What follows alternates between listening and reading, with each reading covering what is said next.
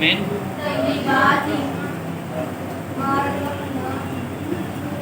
ما رزق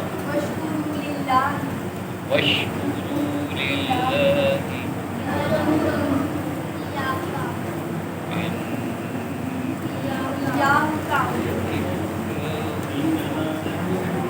یہی ہے آیت نمبر 172. جی قرآن پاک میں یا ایھا الذین آمنو کے صیغہ کے ساتھ شروع ہونے والی یہ تیسری آیت ہے، یا ایھا الذین آمنو کے ساتھ. اب کل میں نے آپ کو بتایا تھا کہ یا ایھا الذین آمنو سے مراد ایمان والے کون تھے؟ بولے بولے.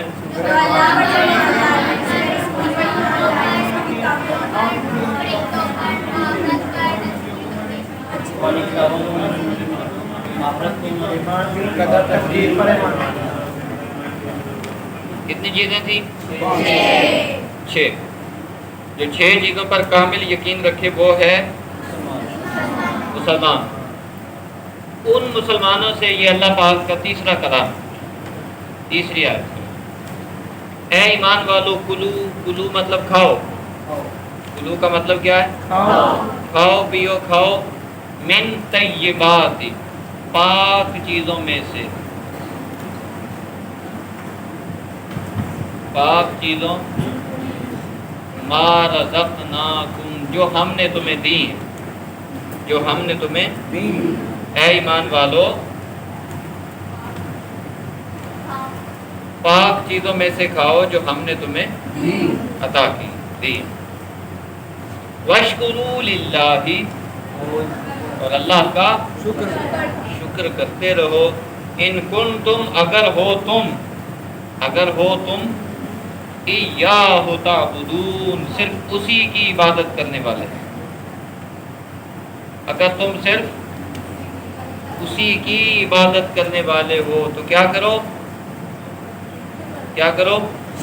شکر کرو. شکر کرو. جی اب یہ واو ہے،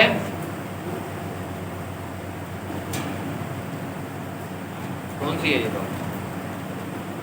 واو؟ عطف کے علاوہ بھی واو ہوتی ہے. جی جی یہ بات عطف والی واو کی 5-6 قسمیں. واو مصاحبت کے لیے آتی ہے، واو تغایرت کے لیے آتی ہے، واو عطف کے لیے آتی ہے، واو مستانفہ، جی مستانفہ میں نے بتائی، استئناف کے لیے آتی ہے. جی یہ حروف جارہ میں بھی شامل؟ ہاں نہ یہ حروف جارہ میں نہیں، علت میں سے نہیں، حروف علت میں سے بھی نہیں. یہ الگ سے واو ہے، واو یہ آزاد واو ہے، آزاد انڈیپینڈنٹ واو. یہ عطف کے لیے آتی ہے. جی ٹھیک ہے. 2 چیزوں کو الگ الگ کرے گی، یہ 2 چیزوں کو. ایسے 2 چیزیں جو ایک ہی کام میں مشغول ہوں الگ الگ. جیسے کلاس ہو رہی ہے تو میں کہتا ہوں شمس اور شاہد کلاس میں تشریف لائے. کام کیا کر رہے ہیں؟ کلاس میں آ رہے ہیں، دونوں ہی کلاس میں آ رہے ہیں، لیکن 2 الگ الگ بندے ہیں. شمس صاحب الگ ہیں، شاہد صاحب. کس چیز نے بتایا کہ یہ دونوں الگ ہیں؟ اور واو. تو یہ واو یہ کام کرتی ہے، وکھرا وکھرا کر دیتی ہے. اچھا، کھاؤ ان چیزوں میں سے جو ہم نے تمہیں دی ہیں پاک. پاک چیزوں، پاک چیزوں کا کیا مطلب ہے؟ جی آپ بتائیں، پاک چیزوں کا مطلب کیا ہے؟ جو اللہ نے حلال کی ہے. پہلی بات تو یہ جن کو اللہ نے حلال کیا، جن کو اللہ نے حلال کیا. اور اس کے علاوہ سر جیسے لقمہ حلال ہو حرام نہ ہو. دوسرا اس میں شرعی حکم کیا ہے، فقہ کیا کہتی ہے؟ وہ تو ہو گیا نا، حلال چیزیں حلال. اب دیکھیں سیب حلال ہے کہ نہیں؟ حلال ہے. آپ سارا دن مزدوری کرتے ہیں، ٹھیک ہے، شام کو 1000 روپیہ دیہڑی لگتی ہے، 500 کے سیب لے کے گھر آ جاتے ہیں. بات کو غور سے سمجھے. 500 کے سیب لے کے آپ گھر آ جاتے ہیں بچوں کے لیے. ایک کیس ہو گیا. ایک دوسرا کیس یہ ہے کہ آپ صبح منڈی چلے جاتے ہیں اور سارا دن آپ منڈی گھومتے رہتے ہیں.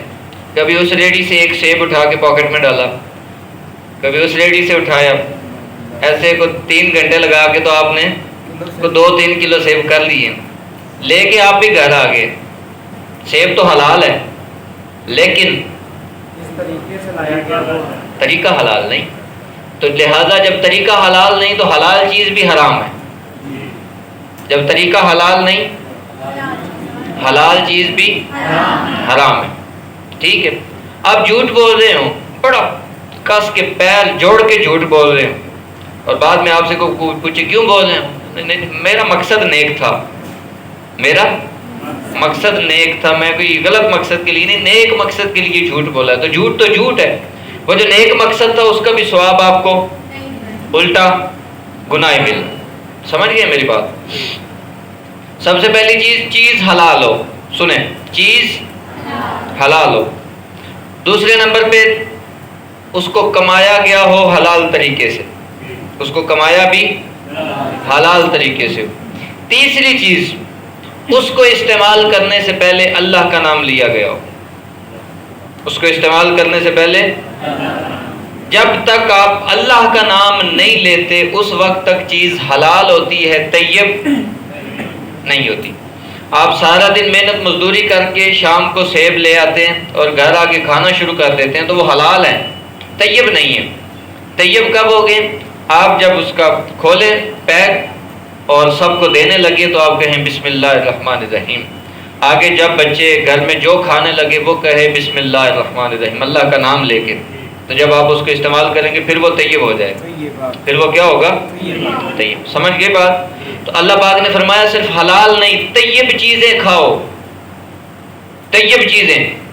آپ پانی پینے لگے ہیں, آپ کو پیاس لگی ہے, آپ نے گلاس پکڑا, چھکی چاڑ کے پی گئے پورا گلاس, ہے تو حلال مگر طیب. طیب ہونے کا کیا طریقہ ہے؟ آپ بسم اللہ الرحمن الرحیم پڑھیں, ایک گھونٹ لیں پھر سانس لیں, پھر ایک گھونٹ لیں پھر سانس لیں, تیسرے سانس میں پھر آپ سارا پی جائیں. یہ کیا ہوگا؟ حلال بھی طیب بھی. یہ اس کا فائدہ کیا ہے؟ حلال چیز صرف آپ کو ایک جسمانی فزیکل نفع دے گی.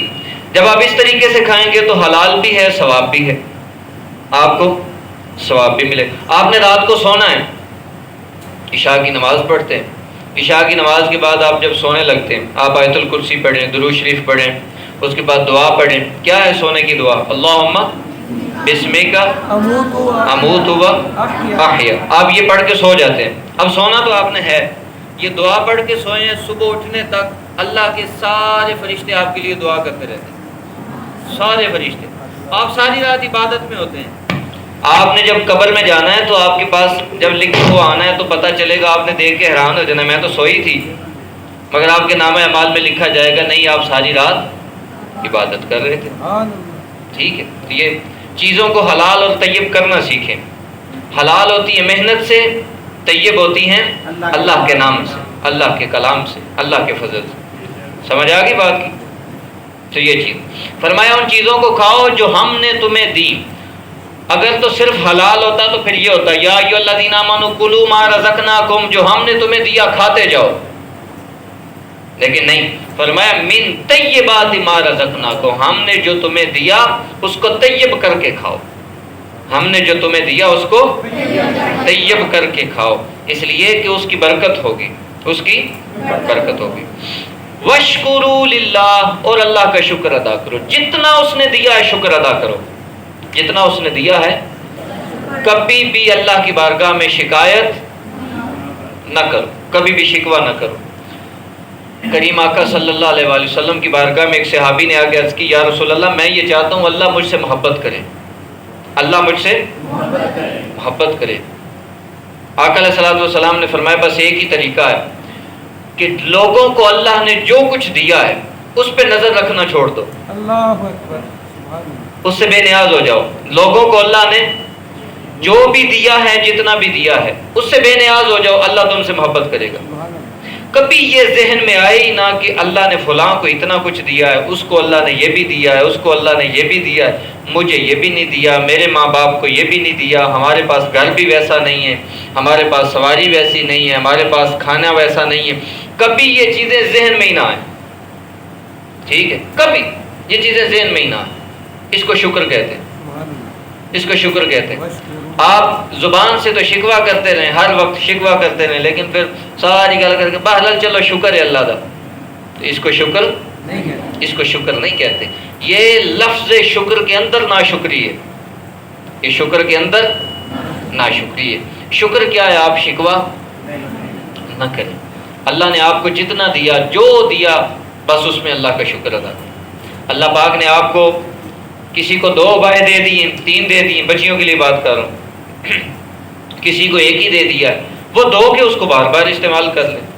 تو بجائے اس کے کہ آپ ہر وقت یہ سوچتے رہیں کاش میرے پاس بھی 3 ہوتے، میرے پاس بھی 5 ہوتے، میرے پاس بھی 7 ہوتے، تو سوچنے سے ہونا تو کچھ بھی نہیں. بس کیا ہوگا؟ اندر سٹریس پیدا ہوتا ہے، اس کا آپ کو میڈیکلی بھی نقصان ہے، اور پھر اللہ کی بارگاہ میں بھی آپ ناشکری لکھی جاتی. سمجھ گئے میری بات؟ جو کچھ دیا اللہ نے، جتنا دیا، اس پہ خوش رہیں، بس سکون سے اللہ کا شکر ادا کریں. نماز پڑھیں. کل آپ نے پڑھا تھا کہ ہر چیز میں اللہ کی مدد طلب کرنی ہو تو نماز اور صبر کے ذریعے، بس وہ مدد کرتا جاتا ہے، وہ مدد کرتا جاتا ہے. ٹھیک ہے، تو وشکروا للہ، اللہ کا شکر ادا کرتے رہو اگر تم عبادت کرنے ہو. یہ دیکھیں، عبادت، ہم عبادت سے مراد لیتے ہیں نماز، ڈاکٹر صاحب عبادت سے مراد لیتے ہیں روزہ. اللہ نے فرمایا اگر تم عبادت کرنے والے ہو تو طیب چیزیں کھاؤ اور اللہ کا شکر ادا کرو. یہ عبادت ہے، یہ بھی عبادت ہے. ایک دفعہ سچے دل سے زبان سے کہہ دیا یا اللہ تیرا شکر ہے جتنے میں تو نے رکھا ہے. آپ کو اندازہ ہی نہیں کہ کتنی نیکیاں آپ کے نامہ اعمال میں لکھی جاتی. ٹھیک ہے، آپ نے نماز پڑھی ہے، آپ کو نہیں پتا قبول ہے کہ نہیں قبول، لیکن جب آپ نے اللہ کی بارگاہ میں سچے دل سے یہ کہہ دیا یا اللہ تیرا شکر ہے، یہ قبول ہے، یہ ہر صورت میں قبول ہے. جس کو اللہ نے جو دیا، کسی کی زندگی میں مشکلات ہیں تو وہ یہ سمجھے کہ شاید اللہ نے ان مشکلات کے ذریعے میرے لیے بہتری رکھی ہے. عین ممکن ہے کہ یہ مشکلات نہ ہوتی، مجھے خوشیاں ملتی تو ان خوشیوں کی وجہ سے میں اللہ سے دور ہو جاتا یا ہو جاتی.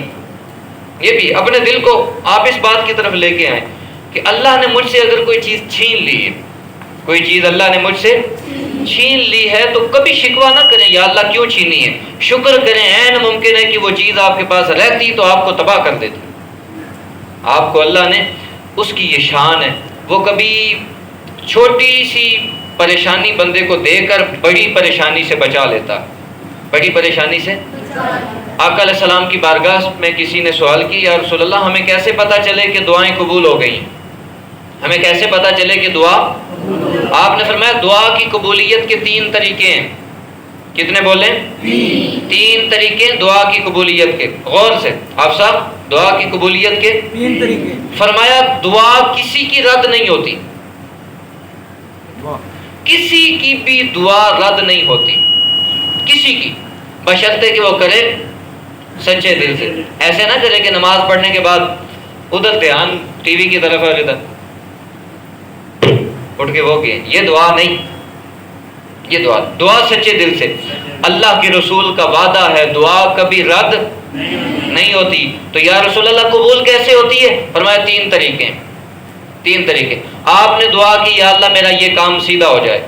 آقا علیہ الصلوۃ والسلام نے فرمایا اگر تو وہ کام تمہارے حق میں بہتر ہوگا اللہ اس کو ٹھیک کر دے گا، اللہ اس کو ٹھیک کر دے گا. اگر تمہارے حق میں بہتر نہیں ہوگا تو اللہ اس کو ٹھیک نہیں کرے گا، اللہ اس کو ٹھیک نہیں کرے گا.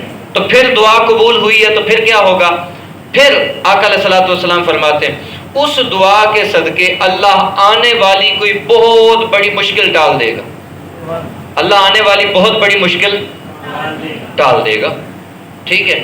یا پھر تیسری چیز حضور نے فرمایا جب قیامت کا دن ہوگا تو نامہ اعمال کو تولا جائے گا تو بندے کی وہ دعا جو دنیا میں رہتے ہوئے اللہ نے حکمتاً قبول نہیں کی تھی، قیامت کے دن اللہ فرمائے گا یہ بندے تیری دعا میرے اوپر ادھار ہے، یہ تیری دعا میرے اوپر ادھار ہے کہ یہ میں نے حکمتاً تیرے بہتری کے لیے میں نے اس کو قبول نہیں کیا تھا، لہذا آج اس دعا کے صدقے میں تیرے سارے گناہ معاف کر دیتا ہوں، بندے کو جنت میں بھیج دیا جائے گا۔ تو یہ دعا کے قبول ہونے کی یہ 3 چیزیں ہیں، چوتھا کوئی نہیں۔ دعا کے نہ قبول ہونے والا تو سینیریو ہی کوئی نہیں، ہر حال میں قبول ہوتی ہے، بس طریقہ مختلف ہے۔ ہم سمجھتے ہیں کہ ہماری مرضی کی قبول نہیں ہوئی تو ہم اللہ کی بارگاہ میں شکوے شروع کر دیتے ہیں، حالانکہ اس کی بارگاہ میں شکوہ نہیں کرنا چاہیے۔ یہ عبادت ہے۔ سمجھ کے بعد اگلی آیت پڑھیں۔ یہ ایمان والوں کے لیے